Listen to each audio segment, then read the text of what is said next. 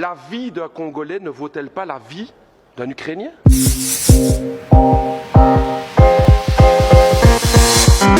Madame la ministre des Affaires étrangères du Royaume de Belgique, je vous interpelle sur la situation dramatique du peuple congolais. Je pose la question, pourquoi la Belgique n'intervient pas? Pourquoi la Belgique n'intervient pas pour aider la tragédie du peuple congolais à l'est du Congo?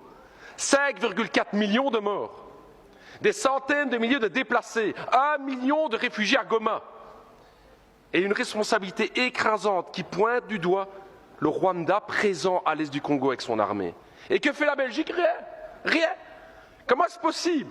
Quand la Russie envahit l'Ukraine, à juste titre, c'est la condamnation.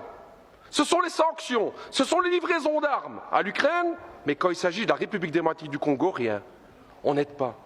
La vie d'un Congolais ne vaut-elle pas la vie d'un Ukrainien? La vie d'une Congolaise ne vaut pas la vie d'une Ukrainienne? C'est la question que tous les peuples d'Afrique se posent. Pourquoi ce deux poids, deux mesures?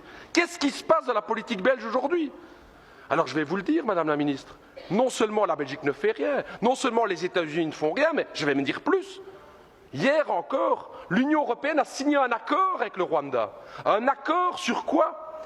La gestion durable des matières premières. Nous y sommes.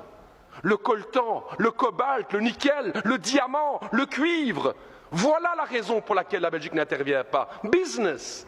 C'est l'argent. C'est ce que mes amis congolais me disaient. J'ai travaillé 2 ans à Kinshasa. Et ils me disaient, Raoul, ce qui se passe en fait avec le Congo, c'est ça, c'est que notre sous-sol est plein de richesses et que l'Occident regarde pour se faire de l'argent, parce que ce deal avec le Rwanda, soyons clairs, c'est pas du Rwanda que viennent les diamants, c'est pas du Rwanda que vient le cobalt et tout. Tout ça vient de l'Est du Congo. J'ai envie de dire à tous mes camarades congolais et à l'ensemble des peuples africains, on le voit aujourd'hui, les puissances occidentales ne pensent pas à votre bonheur, elles ne pensent qu'à une seule chose, c'est l'exploitation de votre sous-sol.